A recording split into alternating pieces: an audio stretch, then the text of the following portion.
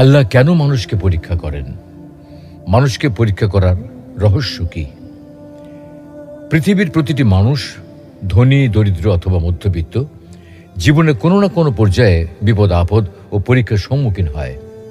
ব্যক্তিগত জীবনে, পারিবারিক বিষয়ে, সামাজিক ক্ষেত্রে, অর্থনৈতিক কর্মকাণ্ডে অথবা রাজনৈতিক জীবনে প্রত্যেক ব্যক্তিকেই কোনো না কোনো পরীক্ষার সম্মুখীন হতে হয়।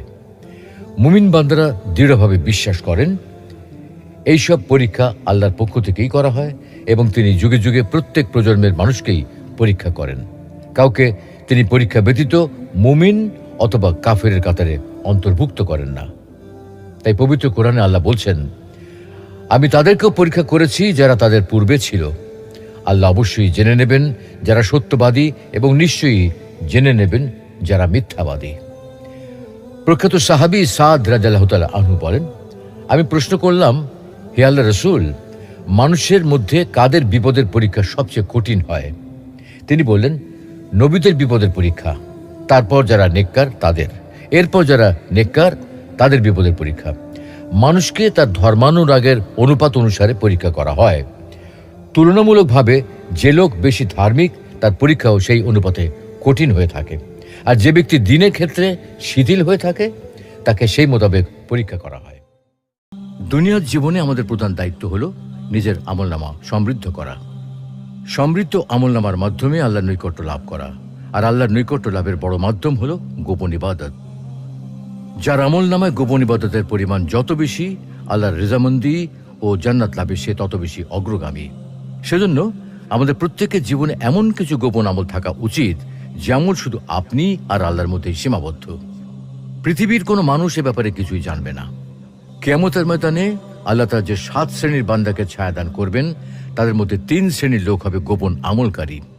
নবী করিম সাল্লাল্লাহু আলাইহি ওয়াসাল্লাম বলেন, সেদিন 7 শ্রেণীর ব্যক্তিকে আল্লাহ তার আরশের ছায়া আশ্রয় দেবেন, যেদিন আল্লাহর আরশের ছায়া ব্যতীত আর কোনো ছায়া থাকবে না। তার মধ্যে অন্যতম হলো সেই ব্যক্তি যে এতটাই গোপনে দান করে যে তার ডান হাত কি ব্যয় করে বাম হাতটা টের পায় না। অতঃপর সেই ব্যক্তি যে নির্জনে আল্লাহকে স্মরণ করে, ফলে তার 2 চোখ দিয়ে অশ্রু প্রবাহিত হয়। আল্লাহ রাব্বুল আলামিন আমাদের সকলকে প্রকাশ্যে ফরজ ইবাদত আদায়ের পাশাপাশি প্রকাশ্যে এবং গোপনে উভয় পদ্ধতিতে নফল আমল করার তৌফিক দান করুন।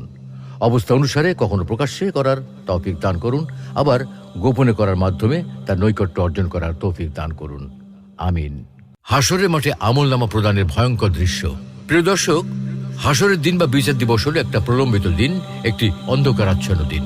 পৃথিবীর সময় বিবেচনায় সেই দিনের পরিমাণ হবে 50,000 বছর। এই দীর্ঘ সময় একাধিক পর্বে বিভক্ত থাকবে, যার মধ্যে প্রথম হলো পুনরুত্থান পর্ব। অন্ধকারাচ্ছন্ন হাশরের মাঠে প্রত্যেকের হাতে লম্বা একটা লিস্ট ধরিয়ে দেওয়া হবে।